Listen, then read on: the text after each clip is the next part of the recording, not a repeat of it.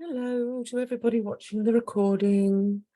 I'm going to pause for a minute until we've got everybody in, and then I will start the recording again. Okay, so here we are.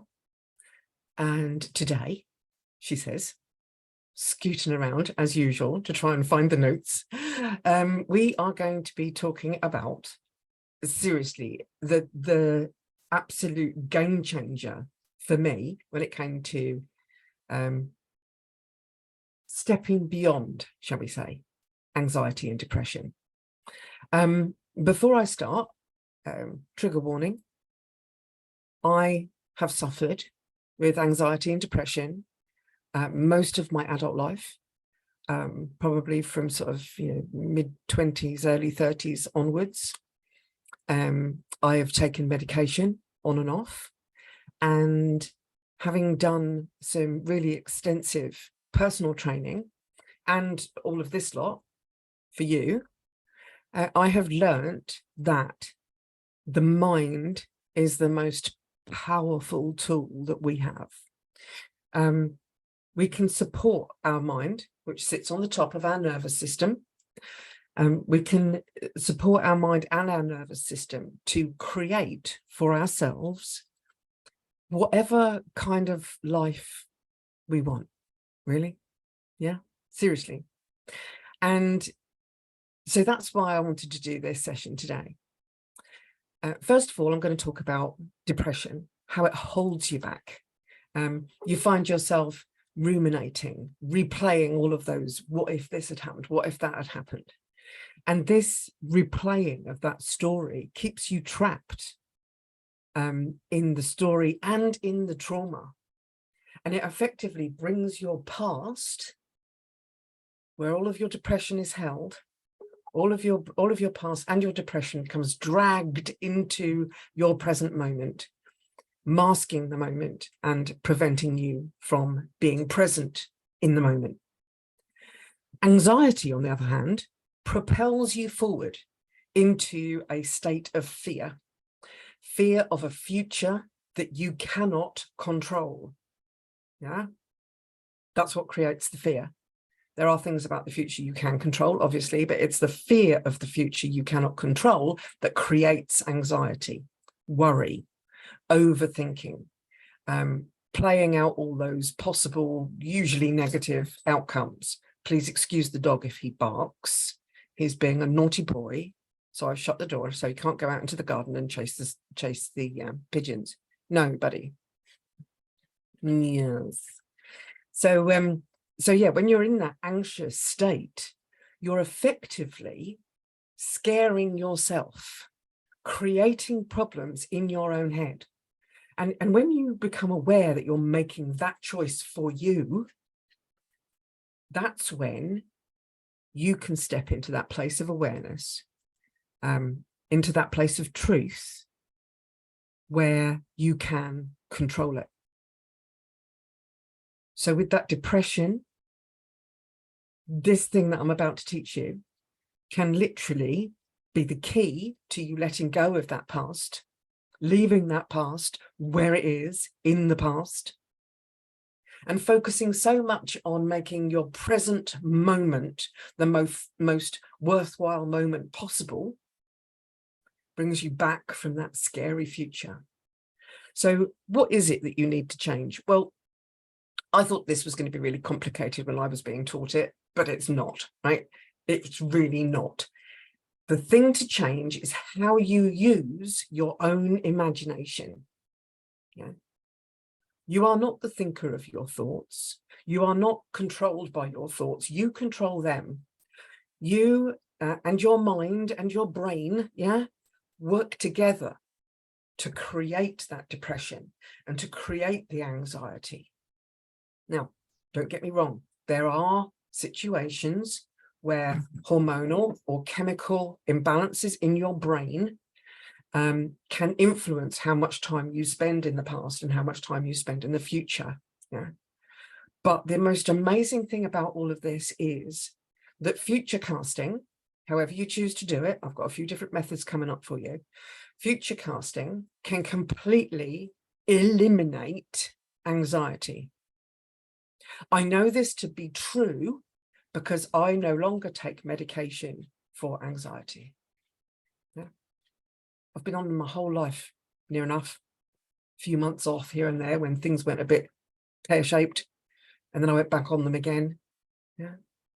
So here's a little bit of how you can use your imagination to kind of fix your mind's what's the word? Look, it's hardwired to look for the shit. Your mind is, yeah. That's why when you look into the future, all of the what ifs are negative. Yeah, and that's why when you look into the past, the first thing you're going to remember is, you know, the divorce and the problems and the broken leg. Right? You're not going to remember the first, that is, the happy marriage, or the times you worked together, or the mad shit you were up to when you broke your leg. Yeah. So anyway, here's some techniques for you. The first one is next to impossible for me to teach on a workshop like this. Yeah. I'm recording this workshop for all of those people around the world who are going to watch this on the replay. Yeah. But the first method is meditative future casting. You put yourself into a quiet, safe place, and you take your mind and you create within your mind, within that power of your imagination, the future or a future that you want. Yeah. This is kind of like that whole law of attraction manifestation stuff. Yeah. But it's so rooted in brain science. Because your mind, your brain, yeah, your visual cortex cannot tell the difference between the reality when I sit here and look out and I see my microphone and I see my screen and I see the garden beyond. Yeah. My brain cannot tell the difference between that with my eyes open and what I see in my mind's eye when I close my eyes. Yeah.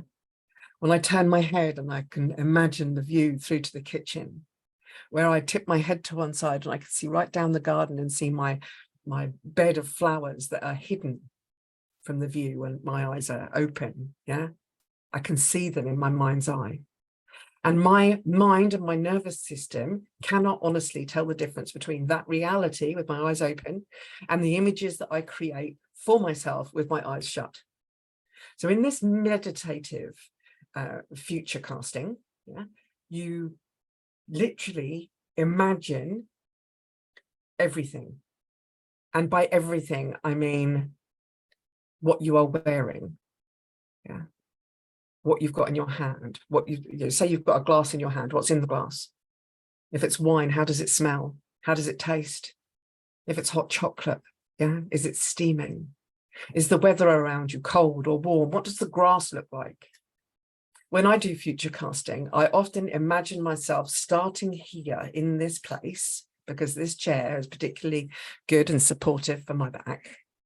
I start myself here. And then in my mind's eye, I turn my chair. I stand up and I walk into the future that I'm creating. I imagine the clothes I'm wearing. I'm usually wearing these really wide-legged, floaty, cream or white trousers that sort of swoosh about a bit as I walk. I'm wearing a white shirt. I'm holding a glass in my hand. Sometimes it's like fizzy water, because I have a soda stream and I love it.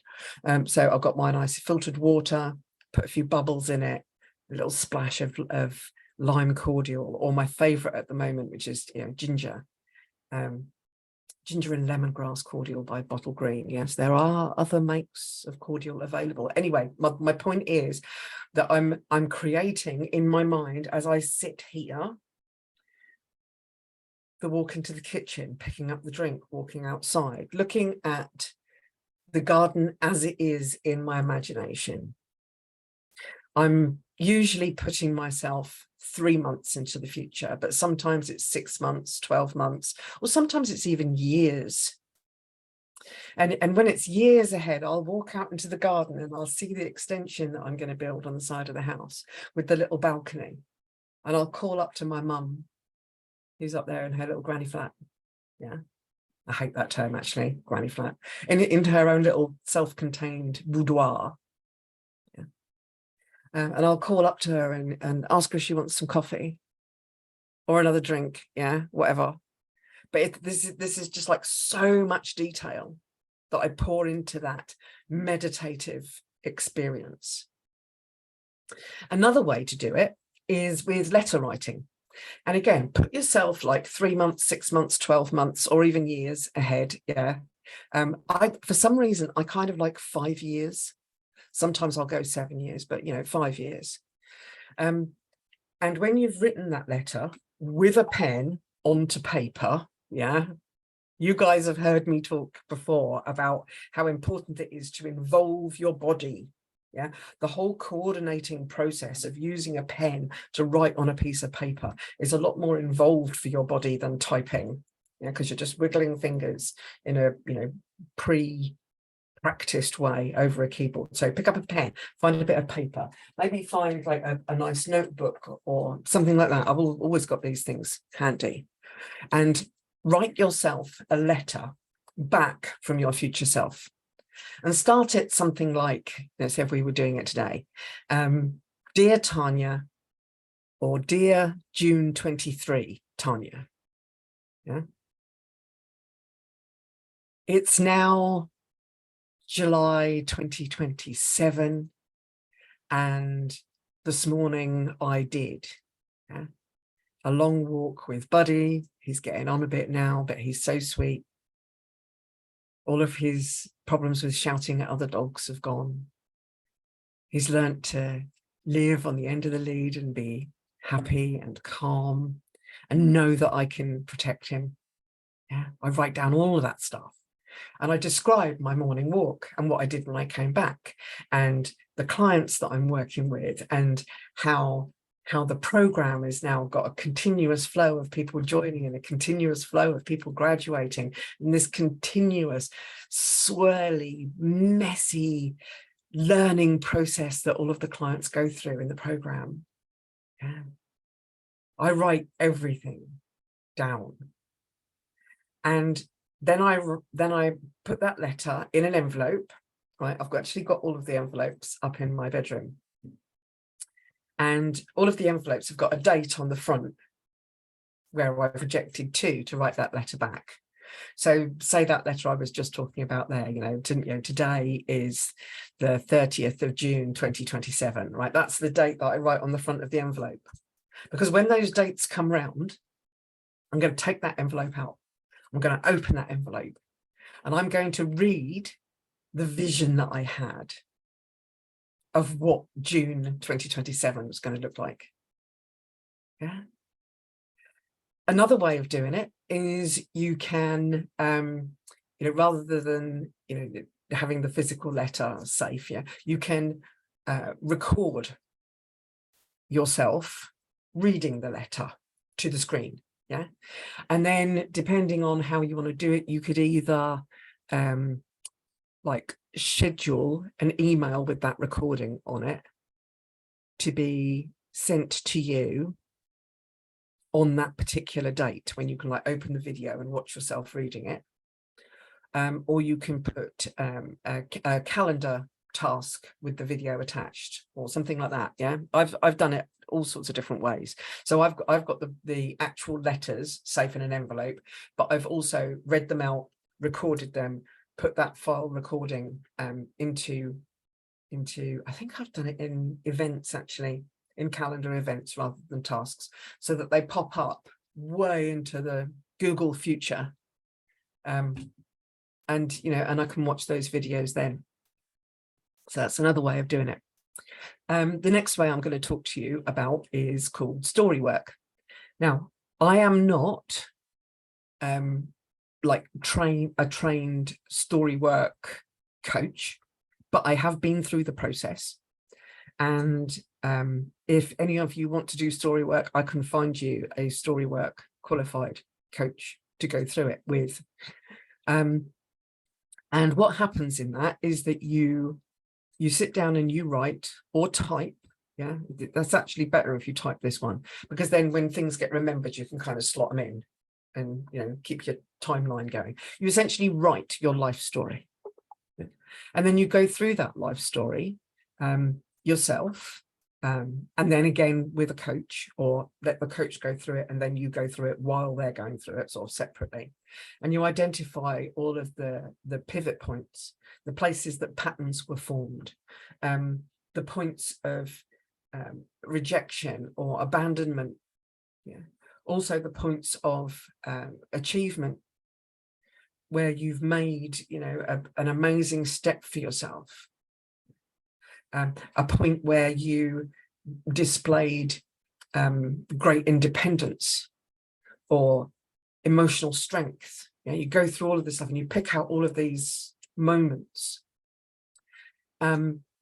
Then once you've acknowledged all of those moments, you then go through a process of letter writing again, where you write to the people who have influenced you in those particular pivot points. You know, you might write a letter to someone who assaulted you. You may write a letter to your favorite teacher at school. You know, either thanking them or acknowledging the hurt. Now, when I went through this, I got really stuck on a few of my letters because I found it quite difficult to go through the process to the point of actually forgiving the harm that someone else had done to me. So in those kind of situations, you write a letter of acceptance, accepting that that thing happened and that person is responsible for that thing that happened, and that you are going to move on from that thing that happened. It's kind of like acknowledging and then just walking away. Yeah. So it's not forgiving someone assaulting or abusing you, for instance. Yeah, it's simply acknowledging and accepting that that thing happened and releasing the anger and the story. Yeah. Like I said, you go through this with a coach. Yeah. And then what you do is you then rewrite your life story, focusing on the achievements, the things that you've survived. Yeah? Not the pivot points that hurt you, but you look at those points and rewrite them. And instead of saying, oh, this horrible thing happened to me, it's I've survived and overcome this horrible thing. So you rewrite your entire life story. And then when you read that through, it's still true. Yeah, you're not changing the past. You're just changing your perspective, changing the way you look at your life story. And then when you read through your life story again, it literally picks you up. You're like you're on angel's wings. It's amazing, because you realize, you know, yeah, I've survived so much crap. Yeah. So that's another way of employing this future casting technique. The last way that I'm going to describe to you is something that I believe I've talked to you about before. If I haven't, then I'm in shock, because parts work is one of my favoured ways of supporting myself and supporting my clients through those points of resistance when something is stopping you, something is pushing you back. Yeah? And that something is normally a wounded and frozen part of yourself that got frozen in time at a point where you usually, as a child, did not get your emotional needs met. Yeah. Just as a simple example, say you did something amazing at school, you came home, wanted to show your mum, you put it on the table, and you're you know, smiling and you're beaming and you're just waiting for your mum to come in from the kitchen to see this amazing thing that you made. And you know, you're kind of 6, 7, 8. Yeah. She walks in having just had an awful day. You know, say she's got like financial worries, say she can't pay a bill that day and she's had to go and and talk to someone or make a telephone call to someone to explain that her family is so broke in that moment that they can't pay an electric bill. Yeah. So she's really down in that moment. And when she comes in and sees your, I don't know, say it's like a pasta sandcastle. Yeah. I know kids make amazing things, don't they? All those things that you make in science where you've got like you make a volcano and you create some kind of weird chemical reaction inside, so the volcano kind of erupts. Yeah. So say she comes in and she sees this thing on the table, and instead of saying what you want her to say, which is, wow, that's amazing, she says, get that, closes her eyes and says, get that thing off the table. It's time for tea. In that moment, that young version of you is shocked and hurt, because that child has not had the acknowledgement, the love, the value and acceptance that they're craving from that parent in that moment. And even though that moment, happens and then it's gone, that frozen in time, wounded, fractured part of you is still inside your head. And then years later, you spend 3 days working on an amazing analysis at work. Yeah, this is something that's happened to me. You present it to your boss in a lovely sort of, gorgeous little, like a folder. Yeah. And it's got all the stuff inside, and you've got graphs and everything, and you're so proud of it. You put it on your boss's desk, he picks it up, tosses it to one side and said, I haven't got time for that right now. That same part of you rears up in front of you and goes, fine, well, don't expect me to do next month's report. As you walk away from your boss, you think, where the heck did that anger come from? Well, it comes from that 6-7-year-old that was rejected by their mum. And that hurt has never been dealt with. So in the process of parts work, you find these parts, and then you nurture and reparent these wounded parts so that they become part of you. And this is where the name of my business came from, that integrated human, taking all of your parts and integrating them into the person that you are now, acknowledging all of their pain, meeting that pain. Yeah. That example, apart from the fact that it wasn't a pasta, what did I say? A pasta sandcastle. Yeah. That example kind of happened to me. I wanted to show my mum something. She was too busy. 20 odd years later, a boss was too busy to look at the work that I put into a report. I exploded in annoyance, grabbed my handbag, stormed off out of the office at like 3 o'clock in the afternoon. And as I was walking to my car, I thought, where the hell did that come from? Maybe I should go back and apologize. But I didn't know what was going on. I didn't understand parts work. I didn't understand how that wounded part of me had created a protector. Yeah. And that's what had shouted, the protector, not the wounded child, the created part of my psyche that had become the protector so that I would never feel that pain again. And so when that pain happened, my protector got right annoyed, jumped in, swooped me off out of that dangerous environment and took me out of the building, literally. And because I didn't know how to reparent that part, because I didn't know how to quiet that protector as I do now, yeah, that happened. That really did happen. So by bringing those wounded parts into your present, by reparenting, by giving those wounded parts of you the support that they never got then, and by protecting them from that hurt in a productive way rather than in a reactive way, because that child, that sort of semi-hypothetical child, yeah, could very well have picked up the thing that they made at school and stormed out of the room and cried in their room, just like I stormed out of the office and cried in my car. because I was exactly that child again. Exactly that child again. But now, when something happens like that, and I'm seeking that kind of recognition, yeah. Actually, I'm going to tell the full story. I'm going to tell the whole thing. Right, what happened? Right, this weekend just gone, I went over to my mum's, and the job was to pressure wash the patio. But when I got there were weeds that were like 3 foot high. You know, I was trying to pull up little trees that had grown into cracks and crevices on the patio.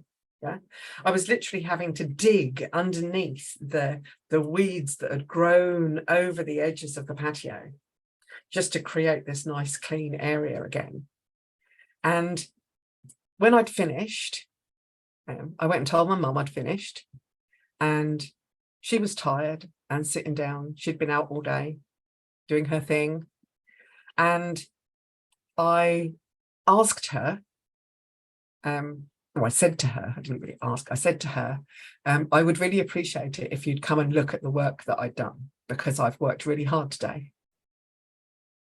And I'd like you to see what I've done.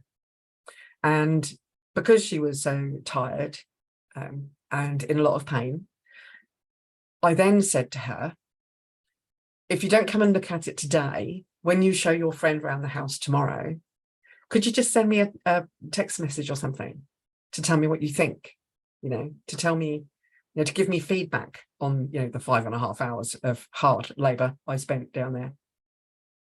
And she agreed to that. So I went back down to the house patio, cleared up all the tools, and as I was going backwards and forwards to the car, taking my pressure washer back to the car and winding up hoses and putting all the brooms away and things, I actually broke a broom doing that job. Yeah, broke a broom. Anyway, I noticed that she'd come down and she was actually sitting on a chair on the patio, admiring my hard work. And my wounded child was happy, really happy, that she had come and looked at what I'd done, looked at that effort that I put in. So that part has been reparented and taught that she is worthy of attention. She is worthy of the credit for the effort that she puts in, but that sometimes she needs to ask. So that protector doesn't, you know, swoop me away from the patio and drive home in a sulk and a strop because mum didn't come and look at it. Yeah. The protector calmly asked, could you come and look at the work that I've done? And if you can't come and look today, when you see it tomorrow, could you send me a text message? It's asking for those needs to be met. It's getting those needs met. So there you are. There's 4 different ways then of using your imagination to create an environment, a space, a present moment for your brain and your mind and your nervous system. And you're creating that moment in which you have released the pain of the past. Doesn't mean the past hasn't happened, it just means you've released the pain of the past and you have removed the threat of the future. You have that meditative future casting. You put on a lovely piece of music, preferably without vocals. Vocals can be quite distracting when you're future casting, just so you know. Yeah. If anybody wants any tracks, I've got several tracks that I use with myself and with my clients. So just let me know in the comments or send me a message. Wherever you're watching this, there is going to be something, you know, up there, down here, across round somewhere where you can get a message to me. Yeah. The most effective way is either like Facebook Messenger or a comment below this, or tag me. Yeah. At the moment I'm getting tagged in quite a lot of things, but you know, just tag me, I'll get to it. And if I don't get to it and I don't answer your question, I don't send you a link to the song that you can use, or a track that you can, not a song, a track that you can use for your meditative future casting. Yeah, keep nagging me. Do not let me get away with that shit. Yeah. So there's that meditative future casting, there's letter writing, story work, and parts work. Yeah. Those 4 things are different methods for you to employ your imagination to, as I said, release the past. And what we're doing with the future, we're taking the fear away, because we're creating the future ourselves. Yeah, if you've got any questions, just pop a comment in somewhere, wherever you see this, and I'm looking forward to hearing all about it. So yes, bye for now.